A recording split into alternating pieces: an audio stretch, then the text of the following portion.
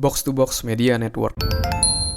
Selamat datang di podcast pengembangan diri, eksklusif hanya di Spotify. Podcast ini akan bantu kamu untuk mengatasi kegalauan di usia muda, sukses di usia muda, dan yang pasti terus bertumbuh setiap harinya.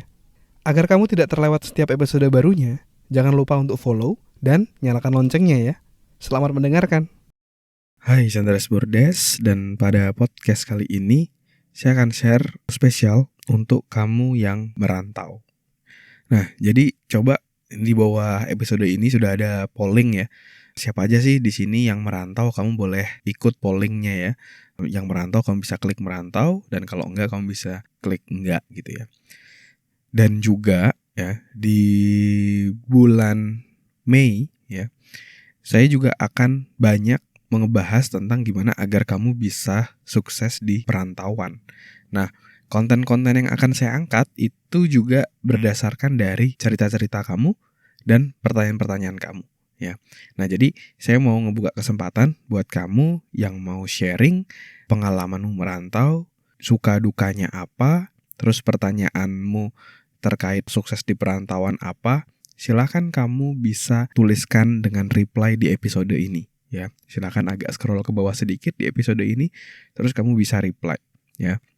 Misalnya kamu boleh share suka dukamu apa, terus kamu berikan pertanyaanmu seperti apa. Nanti saya akan bacakan ceritamu di episodenya, di episode yang saya akan bahas, dan juga saya akan membahas ataupun menjawab pertanyaanmu ya. Karena ibaratnya kita sama-sama anak rantau nih. Saya pun juga anak rantau. Saya merantau sejak tahun 2011. Saya dari Bontang, Kalimantan Timur, sebuah kota kecil di Kalimantan Timur ya. Mungkin ada yang kamu udah pernah tahu Bontang ataupun ada yang belum tahu, karena kadang kalau saya bawain di training gitu ya. Kan saya sering ngisi training di kantor.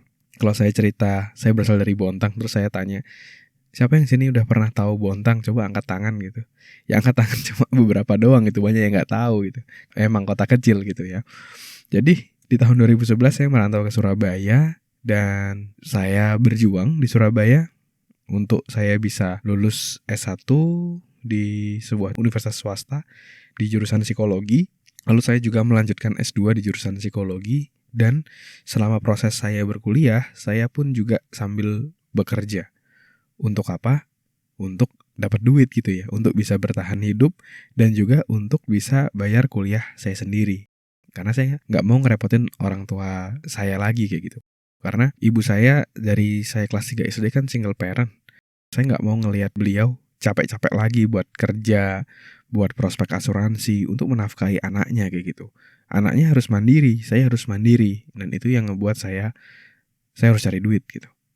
Dan selain cari duit, tentunya juga saya mau bangun pengalaman, bangun experience, bangun kompetensi, bangun skill saya untuk saya agar semakin siap untuk masuk di dunia kerja. Ya. Jadi itu yang saya lakukan. Dan dari pengalaman merantau ini yang mungkin berarti sudah 12 tahun ya.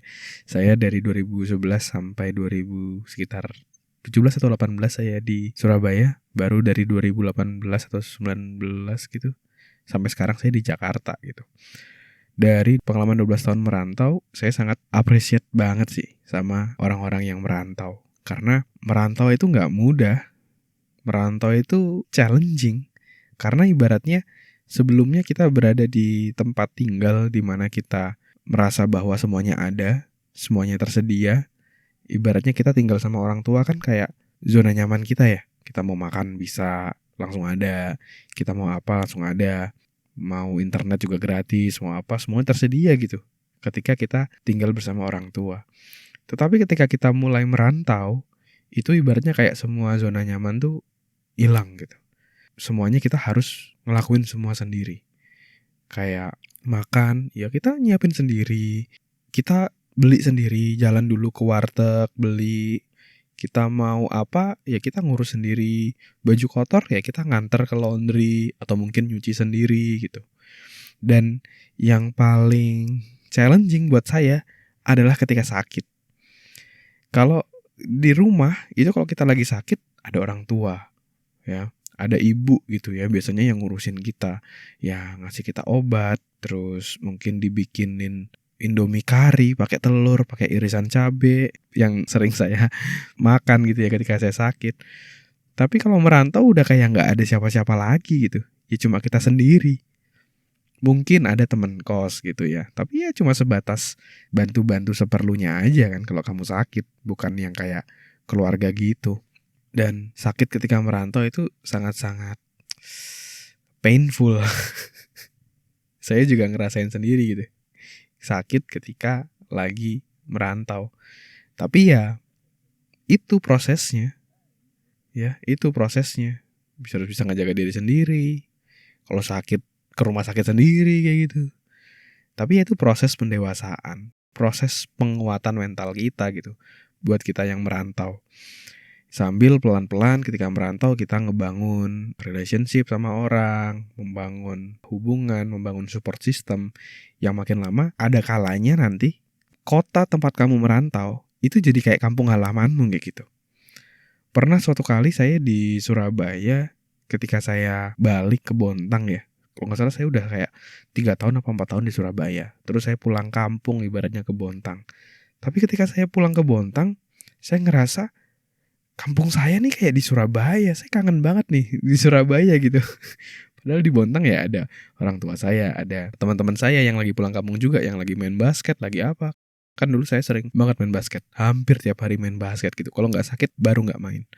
Tapi akhirnya berubah gitu. Malah kota perantauan saya itu ibaratnya menjadi seperti kampung halaman gitu. Sampai akhirnya ada di titik tersebut. Nah, itu adalah challenging-nya ketika jadi anak rantau. Tapi salah satu nilai plusnya ketika kita jadi anak rantau adalah ya tadi, mental kita teruji. Dan kalau boleh mengutip kata Bung Chandra di bukunya Unlimited Wealth, dia pernah bilang, ini kalau salah mohon diralat ya, orang-orang merantau itu cenderungnya dalam tanda kutip lebih sukses dibandingkan yang gak merantau. Karena dia punya motivasi yang jauh lebih kuat, punya alasan yang lebih kuat kenapa dia harus sukses. Ibaratnya dia keluar dari zona nyamannya tadi, ya udah mau nggak mau dia harus berhasil gitu. Dan ya memang itu yang saya rasain. Dengan situasi yang segala macam belum ada, tapi punya motivasi yang kuat, akhirnya saya berhasil nemuin jalannya kayak gitu. Sedangkan mungkin yang lain, yang mungkin gak merantau, dia tahu jalannya kemana ya. Bahkan zaman sekarang kita googling pun kita bisa tahu cara sukses gimana, cara sukses seperti apa. Tapi kenapa kok banyak yang belum sukses? Karena dia gak punya motivasi yang kuat, gak punya alasan sangat kuat kenapa dia harus sukses, kenapa dia harus berhasil gitu.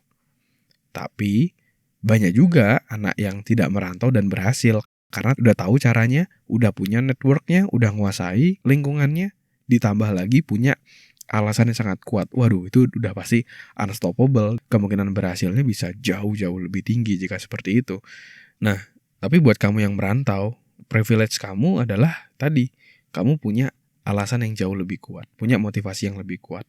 Ketika kamu tahu, ketika kamu punya why yang sangat kuat, kamu akan menemukan caranya seperti apa.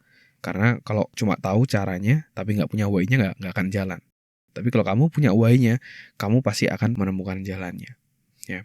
Nah, dari pengalaman saya sekitar 12 tahun merantau ini sampai sekarang, saya pun juga sudah berkeluarga, punya tempat tinggal di Jakarta. Meskipun saat ini masih renov ya, mohon doanya biar bisa segera selesai, biar bisa rekamannya itu di rumah gitu, nggak di mobil mulu kayak gini. Itu saya mau berbagi sama kamu juga ya, segala macam pengalaman ataupun insight yang saya punya ketika merantau. Nah, maka dari itu sekarang di episode ini silakan kamu reply ya. Kamu boleh share pengalamanmu merantau, suka dukanya apa merantau, dan juga kamu bisa berikan pertanyaan terkait merantau. Challenge-mu apa sih untuk sukses di perantauan? Nanti akan saya bahas di episode-episode di bulan Mei. Karena di bulan Mei ini saya mau banyak ngebahas tentang gimana caranya sukses di perantauan. Dan saya mau ngebahas dari kegelisahan, mau ngebahas dari challenge yang saat ini kamu hadapin. Jadi reply episode ini sekarang. Ya. Terima kasih sudah mendengarkan episode kali ini. Semoga bisa bermanfaat dan menginspirasi. Dan kalau kamu merasa bermanfaat, kamu bisa kasih rating bintang 5 di podcast ini. Supportmu sangat berarti untuk kami.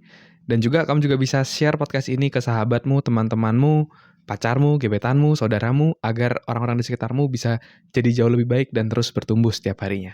Dan kamu bisa juga share di Instagram, di Instastory, silakan mention @andreasbordes, nanti saya akan repost. Dan buat kamu yang mau belajar bikin podcast, kamu bisa bikin podcastmu sendiri di anchor.fm. Buat kamu yang mau belajar cara detailnya, dari gimana menentukan tema podcast, gimana cara upload podcast di anchor.fm, sampai gimana agar kamu bisa konsisten bikin podcast, kamu silakan cek konten eksklusifnya, tutorial yang sudah saya buat, silakan klik link yang ada di deskripsi. Terima kasih semuanya. Never stop learning, because life never stop teaching.